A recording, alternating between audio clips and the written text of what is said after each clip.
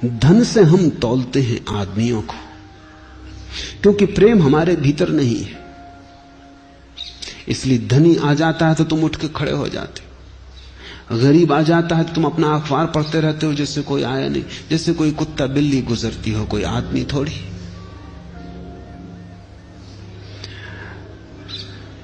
उर्दू के महाकवि हुए गालिब, बहादुर शाह ने निमंत्रण दिया था।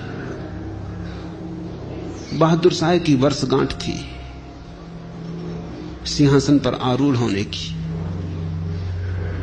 तो गालिब के मित्रों ने कहा ऐसे मत जाओ, इन कपड़ों में तुम्हें वहां कौन पहचानेगा? तुम्हारे काव्य को पहचानने की किसके पास आंख है? तुम्हारे हृदय को मापने का किसके पास तराजू? तुम्हारे भीतर कौन झांकेगा? किसको फुर्सत है? कपड़े ठीक पहन के जाओ, ये भिखाराना वेश पसंद नहीं पड़ेगा वहां, और असंभव न होगा कि दरवाजे से वापस लौटा दिए जाओ। फटे पुराने कपड़े एक गरीब कवि के, जूतों में छेद, टोपी जरा जीर्ण। पर गालिब ने कहा कि और तो मेरे पास कोई कपड़े नहीं है। मित्रों ने कहा हम किसी के उधार ले आते। गालिब ने कहा ये तो बात जमेगी नहीं, उधारी में मुझे जरा भी रस नहीं है। जो मेरा नहीं है वो मेरा नहीं है, जो मेरा है वो मेरा है।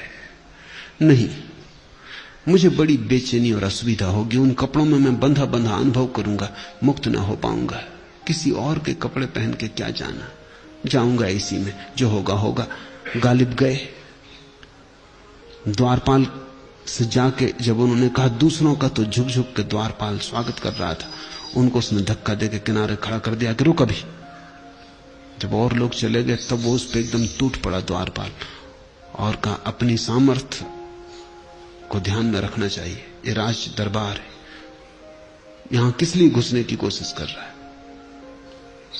तो उन्होंने कहा घुसने की मैं कोशिश नहीं कर रहा, मुझे निमंत्रण मिला है। खीसे से निमंत्रण पत्र निकाल के दिखाया। द्वारपाल ने निमंत्रण पत्र कहा कि किसी का चुरा लाया होगा, भाग यहां से, भूल के इधर मत आना। पागल कहीं का, भिकमंगे हैं, सम्राट होने का ख्याल सवार हो गया। गालिब उदास घर लौट आए। मित्रों ने कहा पहले ही कहा था और हम जानते थे यह होगा।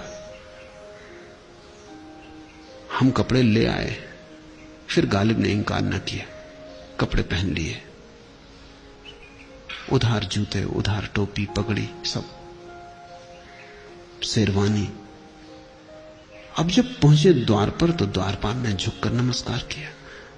आत्माओं को तो कोई पहचानता नहीं, आवरण पहचाने जाते हैं।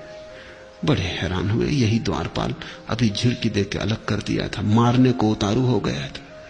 अब उसने ये भी न पूछा कि निमंत्रण पत्र, पर वो थोड़े डरे तो थे ही, पहले अनुभव ने बड़ा दुख दे दिया था। निमंत्रण पत्र निकाल के दिखाया, उसने गौर से देखा, उसने कहा कि ठीक, एक भिकमंगा इसी निमंत्रण पत्र को लेके आ गया था, यही नाम था उस पर। बामुश्किल उससे छुटकारा किया। भीतर गए, बहादुर शाह ने अपने पास बिठाया। बहादुर शाह भी कवि था, काव्य का थोड़ा उसे रस था।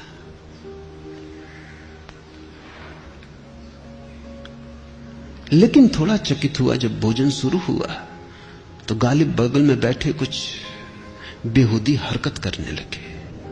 हरकत यह थी कि उन्होंने मिठाइयां उठाई, अपनी पगड़ी से छुलाई, कहा कि ले पगड़ी खा। मिठाइयां उठाई, अपने कोट से छुलाई और कहा कि ले कोट खा।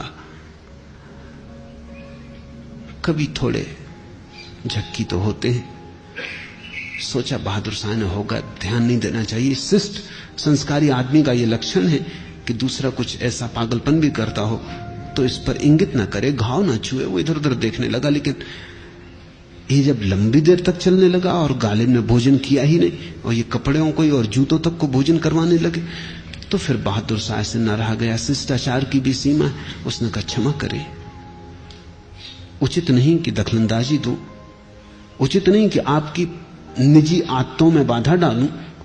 होगा आपका कोई रिवाज होगा, कोई क्रियाकांड होगा, मुझे कुछ पता नहीं, आपका कोई धर्म होगा, मगर उत्सुकता बस मैं पूछना चाहता हूं कि आप कर क्या रहे हैं?